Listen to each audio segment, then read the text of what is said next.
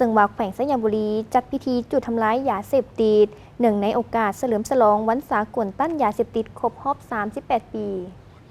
พิธีดังกล่าวได้จัดขึ้นที่สนามหลวงของแขวงสยามบุรี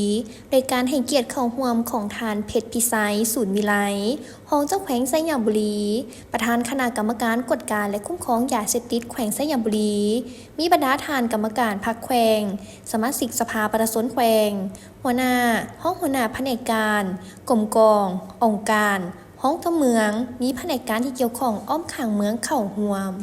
ในพิธีทานเพชรพิไซศูนย์วิไลประธานคณะกรรมการกวดการและคุ้มครองยาเสพติดแขวงสยามบุรีได้กล่าวเปิดพิธีเฉลิมฉลองวันสากลต้านยาเสพติดครบรอบ 38 ปีว่าปีที่ผ่านมาองค์การปกครองแขวงสยามบุรีก็คือกำลังป้องกันความสงบแขวงและเมืองการจัดตั้งทุกขั้นได้ถือเอาการสกัดกั้นและแก้ไขปัญหายาเสพติดเป็นเวทงานบุริมศิษย์หนึ่งที่สำคัญโดยได้เอาใจใส่แก้ไขปัญหาต่างๆการลงโฆษณาเผยแพร่แนวทางนโยบายระเบียบกฎหมายและนิติกรรมคำสั่งของภาคและรัฐเกี่ยวกับปัญหายาเสพติดเป็นต้นแมนได้เอาใจใส่ศึกษาอบรมให้ประชาชนบรรดาเผ่าเป้าหมายที่มีความเสี่ยงหับหูถึงผลร้ายของยาเสพติดได้254 ครั้งผู้เข้าร่วม 31,522 คนหญิง 14,595 คนเอาใจใส่สั่งบ้านสถาบันการศึกษาให้ปลอดยาเสพติดทั่วแขวงมีโรงเรียนปลอดยาเสพติด88แห่งบ้านปลอดยาเสพติด258บ้านได้สร้างเงินไขให้ประชาชนหันไปประกอบอาชีพอื่นที่มั่นคงในโครงการปลูกพืชทดแทนการปลูกฟิน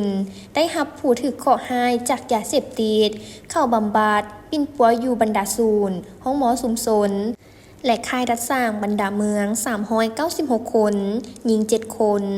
บำบัดปิ่นปัวดีส่งให้ครอบครัวสืบต่อศึกษาอบรม220 คนหญิง7 คนพร้อมสืบต่อบำบัดปิ่นปัว176 คนปฏิบัติมติการด้านกฎหมายต่อผู้กระทำผิดในการค้าขายขนส่งยาเสพติดในปี2004ทั่วแขวง